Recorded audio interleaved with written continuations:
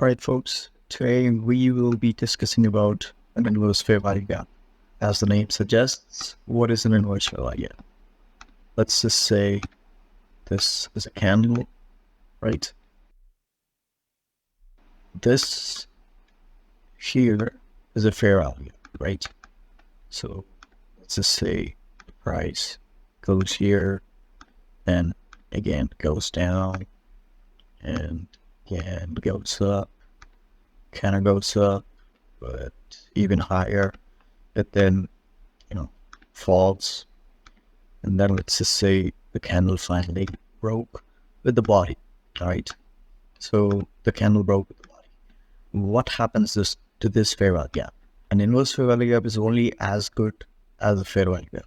If a fair value gap is working fine like this, a fair value gap tried to push it lower, but finally the price broke with the body. Now, this zone acts as a support. Before it was a resistance, right? Now, before it was a resistance, now it becomes a support. Now, the only way to actually identify a good inverse fair value gap is to look at the reactions, right? Now, you wait for the tap in and you just enter buys, right? It's really, you need to know the daily bias or not. You can place your stops just below the, 5-minute candles. You can just target the resting liquidity. Okay.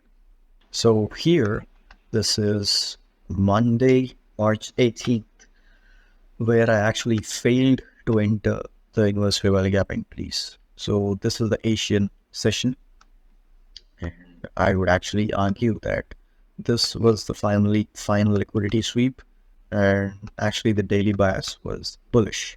In fact, where do you see a lot of resistance over here? I would say this is a lot of resistance area. This was a fair value gap. I will say that. All right. So this here is a fair value gap, right? This is a 5-minute FVG. 5-minute FVG till where? Till only this particular point. Because the wicks have not respected it, but still the bodies have respected it very good, right? So I was expecting there would be a sweep of this high. And what do? You just wait for the body closure above, which invalidates the fair value gap. And what happens?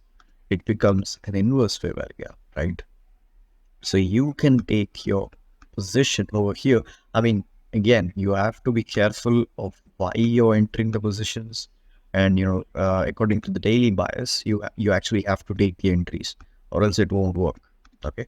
So since the daily bias was bullish and there was a good liquidity sweep over here during the Asian session, you could actually enter buys, placing your stops just below this. It's like 2.5 pip stop loss.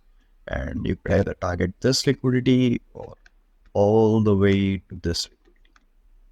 Now, even here, let me explain you where the other inverse fair value gaps, right?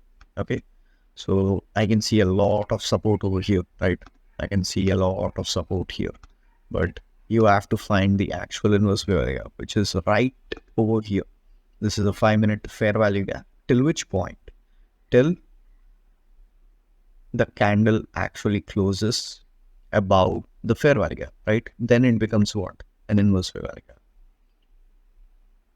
So the price has tapped in multiple times. 1, 2, 3, 4, even 5, and then in the 6th time it broke with the body, and then now what? It acts as a support, right? So this is a second inverse fair value gap, and you can actually see that there is another inverse fair value gap over here. Why is this a good inverse fair value gap? Because just look at the reactions here. 1, 2, 3, right? 1, 2, 3. Multiple reactions, and then what? It broke with the body, and now what? It acts as support again. So you can take actually 1, 2, and 3 entries over here finally, and you can target this liquidity. So that's a basic a definition of an inverse fair value gap and how to use it and during which time you have to use it.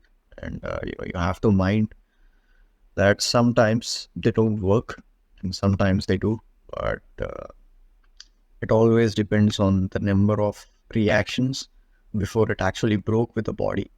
If there are multiple reactions like this, then it's definitely a good inverse fair value gap.